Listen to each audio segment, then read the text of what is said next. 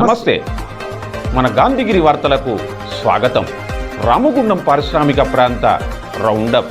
ఈరోజు గాంధీగిరి అందిస్తున్న ప్రత్యేక వార్తలు చదువుతున్నది దయానంద్ గాంధీ. ఈ రోజు గాంధీగిరి వార్తలను సమర్పిస్తున్నది శ్రీకాంత్ కంటి దవాఖానా. కోల్బెల్ కు కంటిపాప, అన్ని వర్గాలకు వెలుగు కిరణం.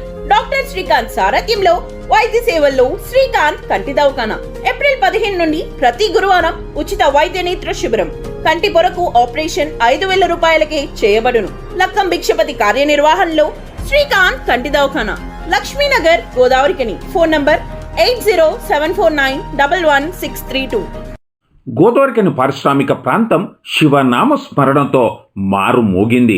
మహాశివరాత్రి పర్వదినాన్ని పురస్కరించుకొని ఈరోజు భక్తులు భక్తి శ్రద్ధలతో పండుగను ఆచరించారు. ఉపవాస దీక్షను చేపట్టారు.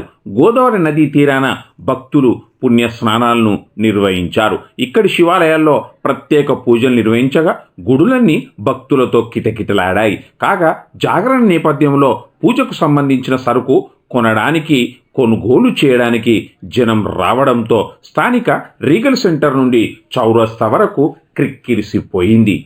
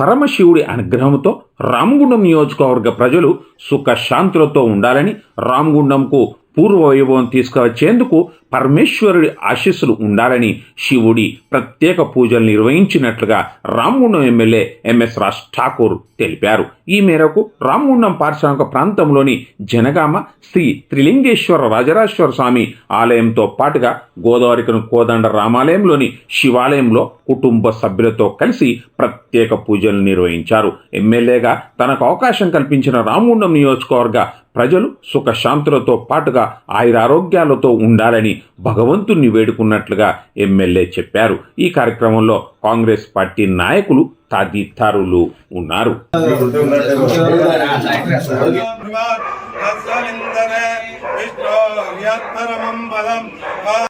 ఇంతటితో గాంధీగిరి వార్తలు సమాప్తం. నమస్కారం.